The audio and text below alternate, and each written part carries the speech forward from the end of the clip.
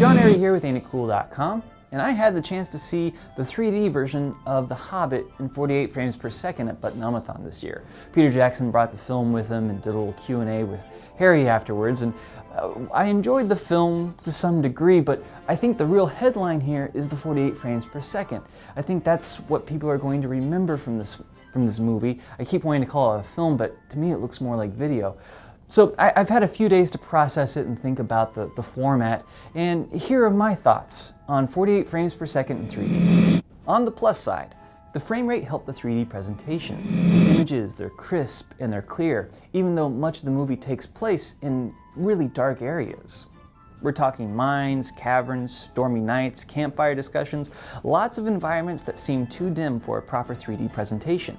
On top of that, Jackson packs in a ton of moving objects in some of those scenes. Even the dozens of characters chasing one another up and down the goblin mine shafts while the camera smoothly follows them along in the frantic action. Well, I never once had to adjust to the momentum of the individual objects on the screen. That's always been one of the drawbacks to the format. We had the opportunity to see some of the retcon 3D footage of the upcoming G.I. Joe film later in the evening, and that paled in comparison to the sharpness and the ease on the eye that we enjoyed during The Hobbit. I'm not saying the G.I. Joe footage was terrible, it was simply harder to watch. My eyes strained more to take in the action as Snake Eyes battled ninjas on the side of a mountain. When a sword broke in two and hurled itself towards the screen, my eyes and brain couldn't work fast enough to process the information. 48 frames per second fills in that missing information.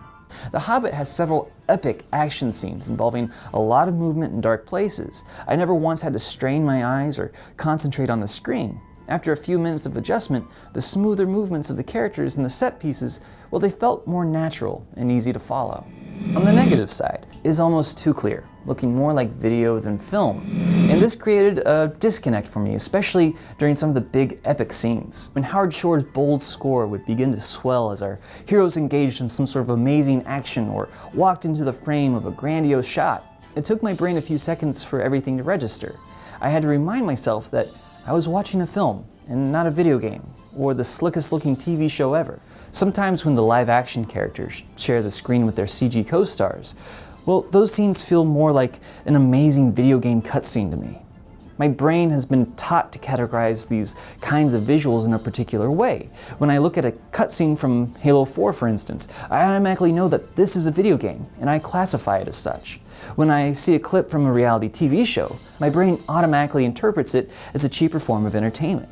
48 frames per second mixes up all these visual cues that I've become accustomed to and challenges me to reinterpret what I'm seeing.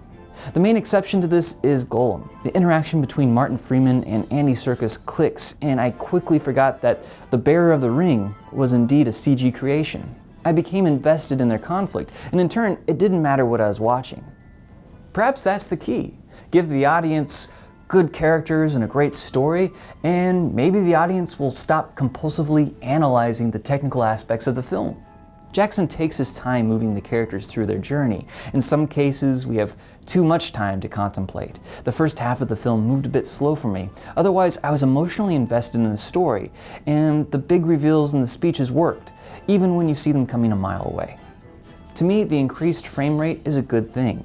Sure, it may take some getting used to, but I like to think an update in the format will challenge filmmakers and studios to put more effort into the production designs. To me, Bilbo's feet look like shoes. Some of the lush forest scenes look like they were shot on sound stages. No matter how well Jackson and his team produced this film, the clarity and the visual cues registered in my brain in a very specific way. My brain tells me that big budget studio epic films don't look like The Hobbit in 48 frames per second. But my heart tells me something completely different. But those are just my thoughts. You can leave your comments below and keep checking in with AintItCool.com for more news and reviews. I'm John Airy.